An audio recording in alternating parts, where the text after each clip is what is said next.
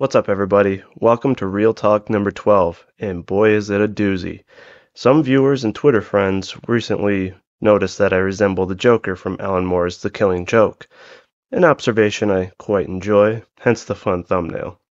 So, I've been in a unique position online these past few years, following and being followed by supporters of the Rippaverse as well as detractors of the Rippaverse, which has been an interesting and even uncomfortable situation, to say the least. The word detractor. It's a term that's been thrown around loosely, similar to that of the terms SJW, Nazi, grifter, libtard, and so on. It appears to be tossed as an insinuation that a person hates the Rippaverse and wants it to fail, etc. In reality, especially at the beginning, most detractors merely criticized aspects of the comic universe in the same way that they and Rippaverse fans critique Marvel and DC. Wokeness aside, those aspects are primarily the quality of the art, the storytelling, and the uniqueness and presence of the characters. So what does the word actually mean? Here's the definition of detractor. A person who tries to take away from the quality, value, or reputation of someone or something. A critic. Well, based on that, Eric himself and FNT are detractors of Disney, Marvel, DC, and politicians. In fact, they've gained their popularity from and have essentially been able to profit from detracting. It's ironic that they now label and critique those who critique the Rippaverse as detractors. But then aren't they detractors of the detractors? Man, this detractor shit is layered. So where did my journey of becoming a potential detractor begin? It's not simple, and it was a slow transition. Well, when ISOM / the Rippaverse was first announced, I cheered him on. I retweeted him and promoted him like everyone else, all in the spirit of being indie. That's what most of us do. Once the initial artwork was released, though, well, I was underwhelmed to say the least. The character designs appeared bland and generic, and the artwork itself didn't pop or wow me like that of EVS, Joe Ball, or Dale Keown art, for example. In addition, the colors seemed flat and basic, unlike that of Kyle Ritter or Corey Barton. None of this makes sense to me given the budget and connections that were available to Eric. But honestly, it was what it was, and I didn't really care. I simply chose to back unique indie campaigns such as Kozar, Death, Death, Death, and Reaper Destroyer instead, especially since the creators needed the funds to make their dreams come true. They did not have a pre-built audience and a stack of disposable income available. I didn't put much thought into the whole thing until more artwork, or should I say 3D assets, were revealed. This on top of Eric's inability to deal with criticism and his sudden impulse to put his detractors on blast via quote tweets and YouTube rants, when in many cases he was addressing simple and tame observations about the character's lack of motivation, the blandness of the art, and his disinterest in promoting others. Despite all this, I still never commented or spoke out. This, however, changed when I became one of the folks he quote tweeted to try to make me look bad on top of a long-winded back and forth on Twitter between the two of us about the topic of promoting others. I was talked down to because I don't run a multi-million-dollar company, and I do not push as many products out the door as him. He insinuated that I have no idea about what his workload was. Well, he also had no idea what my workload was and what consumes my life, and the fact that I don't have several employees doing things for me. Here at Turner Send, I do everything myself. Fortunately, I do have artists to do the artwork and the trailers, but everything else I do myself. It's always funny when they set money as the determining factor for everything, disregarding normal folks' full-time jobs, children, and vast responsibilities. Not all of us are able to just do YouTube videos, do commentary for media companies, and well, it's not a luxury to not have children. I can't imagine not having children. I'd rather have my child than this entire creative endeavor. But of course, it comes with vast responsibilities. But a lot of people who don't have children don't understand that. It's much more difficult than running a company with a few SKUs. After this, I made minimal comments, but my last straw was when he quote tweeted me a second time as a result of one of his rabid fans tagging him in a tweet response I made to someone else in an attempt to again dogpile me.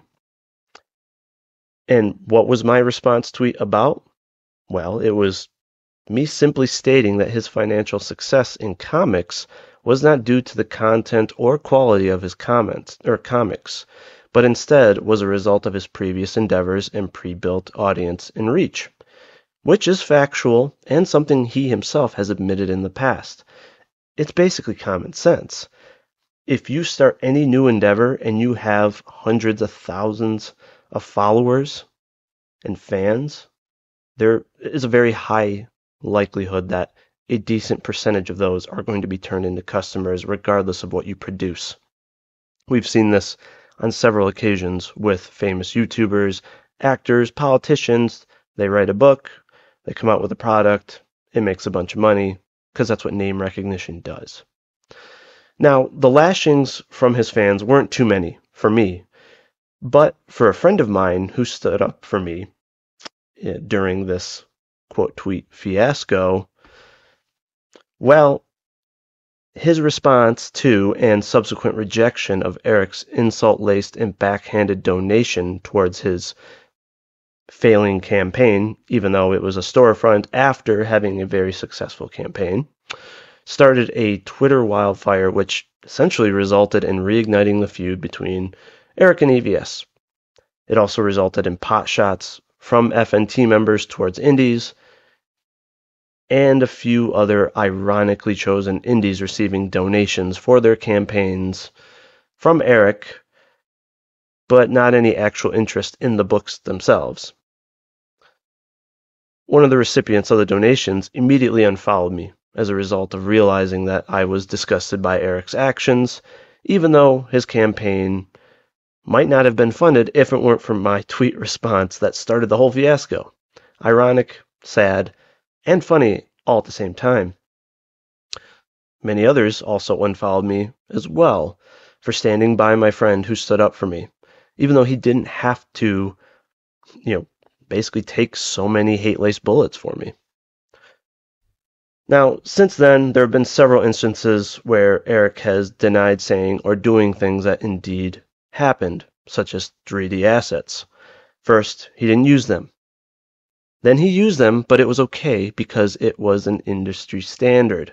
But wait, I thought the whole point of the Rippaverse was to provide a better alternative due to poor quality of the big two. Most recently, he stated that he did not know where the infamous Yaira page that featured a roller skating looking Yaira and a chick with her neck twisted behind her body like she was possessed came from, and that it isn't in the Yaira book. Maybe it's not in the Yaira book, however, that page was indeed in one of Eric's books as a preview page for the Yaira book. So he had to have known where it came from. So I ask, well, why not just be honest and say to your fans, to the detractors, that your team is upping their game. They're improving the art of the book. Fans would appreciate it, as would the detractors. Maybe it could restore some faith for some.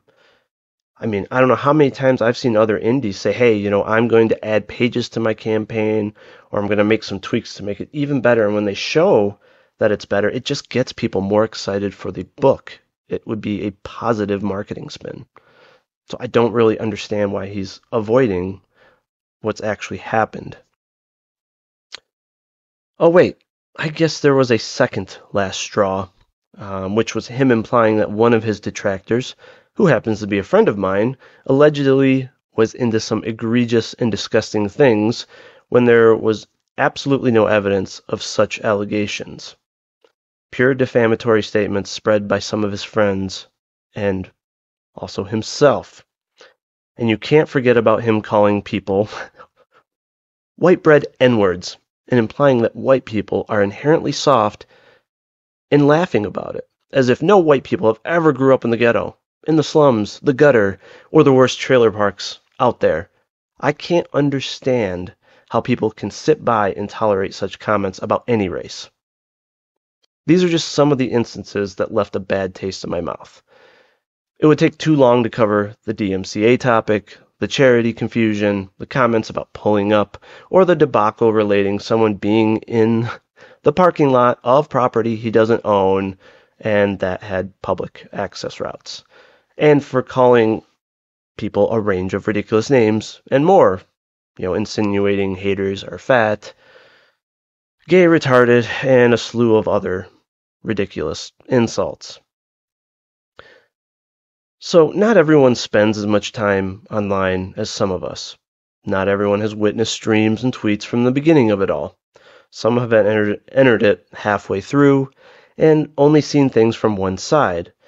So I say always keep in mind that everyone has witnessed different things at different levels. So all in all, don't be closed-minded and don't instantly disregard someone's thoughts or opinions. Now, on to some of the super fans who are detractors of the detractors. Though most fans are nice, ordinary folk, some have proven to be filled with vitriol, willing to attack others, and say some of the nastiest things just because people dared to criticize their favorite creator or comic book universe. Now I know some will say, oh, but the detractors started it. Well, if that were true, are you saying that two wrongs make a right? That it is okay to call people fat, ugly, broke, gay, among other things? From my experience, most started out like me, stating basic observations or critiques only to be attacked. I've remained quite level-headed, but some lose patience over time and they lean into it, ultimately responding in kind. All the above has created the shitstorm of a landscape we see today. Hell, one superfan has publicly made fun of a well-known creator's autistic daughter and made derogatory comments about my wife. And even recently, just in the past day, this person made fun of the appearance of another prominent creator's wife. And everyone on that side of things seems to just look the other way and excuse the behavior. Even worse, now many folks, and prominent ones even, have made him a mod for their channels and they are propping this guy up. Sorry, but there's absolutely no fucking excuse for bringing family members into online squabbles about fucking comics. Let's be real. Seeing this and the petty horseman shit about people's appearance, assumptions about people being poor, making fun of what car someone drives really makes me despise some folks in this space. It's teenage girl shit. And you should be ashamed of yourself if you're doing that, especially if you're a parent. From where I stand, the detractors were mainly birthed from over-defensive fans who were either desperate for Eric's attention, were emulating Eric's behavior, or hoping to cash in on his clout. But being indie does not make you immune to criticism, especially considering the fortunate position Eric was in prior to printing his first book. All right, the business side of things. One of the aspects that's really started to grind my gears is some of the abhorrent advice being thrown at indies by Eric, such as saying small indies should never ask for or expect promotion from others, that growth should simply happen organically. This goes against the very essence of the indie community, in my opinion, the essence that has allowed countless creators bring their creations to fruition. I've said this in other videos. Had I not reached out to countless YouTubers and indie creators, I would probably have 10% of the funding that I have right now. And that means well over 100, 150 people right now would not have my books in their hands. They would not be able to be impacted by my story and be entertained and feel something. And that would be a complete shame. So, again, it's all about being level-headed, asking respectfully, and if you get turned down, not responding harshly, just taking it on the chin, moving on, and thinking forward, well, hey, maybe in the future I can grab their attention. So I think that, again, just absolutely horrible advice. Again, yeah, you don't need to ask for promotion when you already have hundreds of thousands of subscribers or followers, obviously. So instead of helping creators learn about batch pricing, costs of fulfillment materials, marketing yourself on and outside of the internet, he talked about warehouses, managing employees, and revenue primarily. And on top of all of that, it was clear that he had no interest in promoting others, especially smaller indies, if it couldn't directly benefit him. Oh, but he's promoted those that he's hired and wanted to hire. Lol. And though I get called a commie or whatever nonsensical bullshit, I do believe indies should promote others if they care about their craft and trying to prove to the world that there are better stories out there than what the mainstream is pissing out. I do not believe it is me against everyone. I do not believe in money over everything. For those that seem to not care about others and only care about money, I do not think it's wrong to shed light on that observation and also to not support those folks. There was also a lot of hubbub around crowdfunding as well, and some negative references made in general terms about it, which I found very distasteful. Even if it was meant to be directed at one, maybe two, not many individuals, you should not broad brush a massive group of people who use such a method, as it could deter potential backers from supporting them in favor of other methods.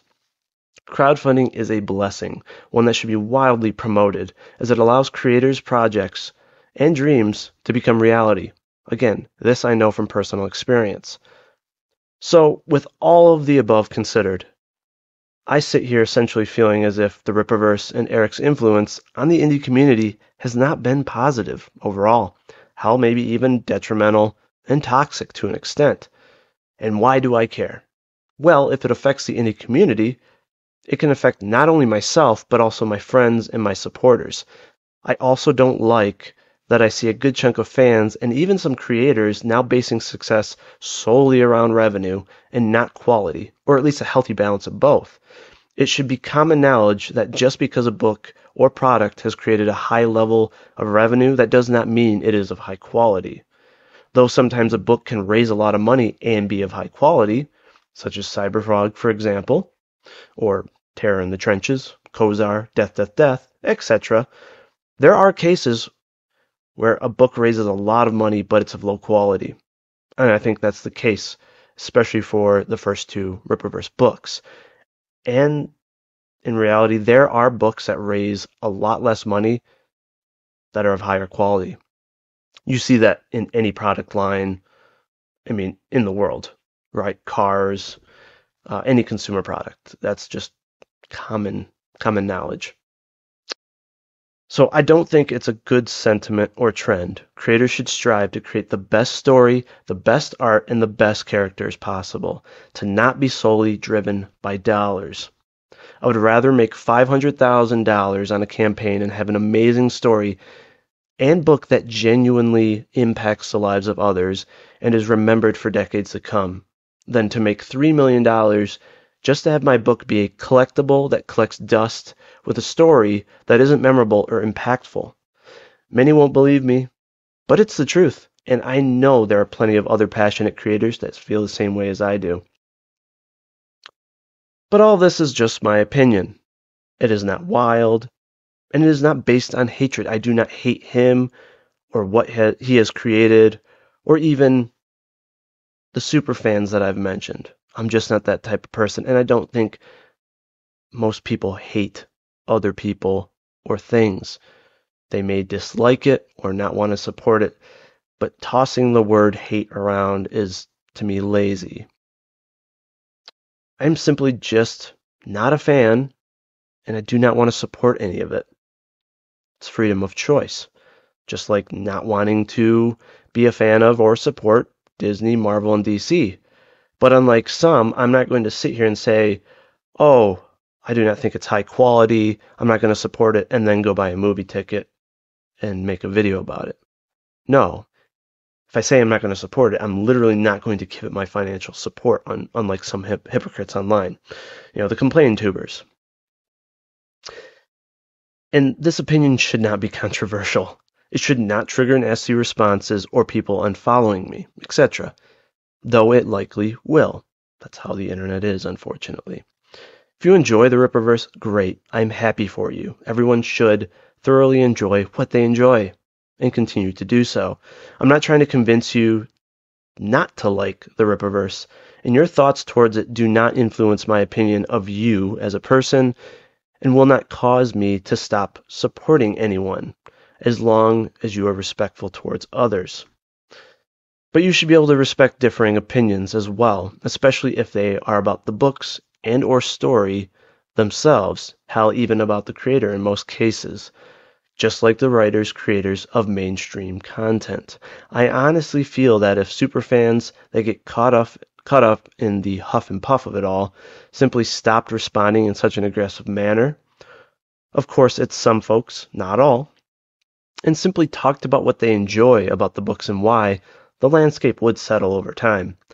Look, I know what it's like to enjoy or be passionate about creative works that happen to be divisive. I'm a huge Zack Snyder fan. You can see it all over my wall here. And I've been attacked for being so.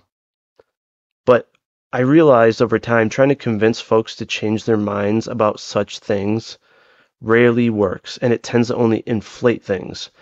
Many of my friends and Twitter mutuals do not like his work, which is fine. As long as they don't attack him or his family or mine, it doesn't bother me. I simply talk about why I enjoy his work, I retweet his stuff, and I continuously watch and purchase his projects in order to support him. That is way more productive than fighting with opposing opinions and taking them personally. Stop taking someone's opinion about a project that is not your own so personally. Trust me, it'll make things so much easier for everyone in the long run. I truly hope that things calm down amongst fans, and especially between fans and creators. Otherwise, the indie space will continue to suffer as a whole. So, back to the original question. Am I a detractor? I guess so. In fact, we all are. Whether it's regarding comics, movies, politicians, hell, anything. Everybody critiques something or someone. We are humans. We are detractors. It is. So thank you guys for watching. Again, this is not meant to be controversial or upset anyone. It's simply sharing my opinion and how I got to such opinions. And again, I could spend hours talking about this. There's so many tweets and instances and videos that you could talk about. And others are talking about it and bringing things to light. And again, it's not to convince folks, to change their mind or anything. It's just, you want to voice your opinion, especially in a space where, all the stuff that's going on affects you ultimately, or it can affect you. So we'll see how people respond to this. Part of this is just having some fun. Why be so serious, And don't get so crazy about all of this. A good chunk of the stuff going around is just people joking around, having fun, especially on the detractor side. And that's because when they get made fun of or poked at, they see it as an opportunity to poke back, have fun, joke around, but there are just way too many personal attacks happening towards folks that are just making critiques. Look, I would somewhat understand if it was your own book or project or your family member, but it's not. So try not to take things so personally. Leave family members out of it. Enjoy what you want to enjoy. If you want to support certain projects or creators, just support it more, right? Write blog articles, do YouTube videos, show people why you enjoy it. Show people the quality. Prove them wrong. Buy more of their products. It's that simple. And if you want to have counter opinions, just be respectful. It's fine to have fun, do some jokes, but again, there's lines to everything. So that's Real Talk number 12.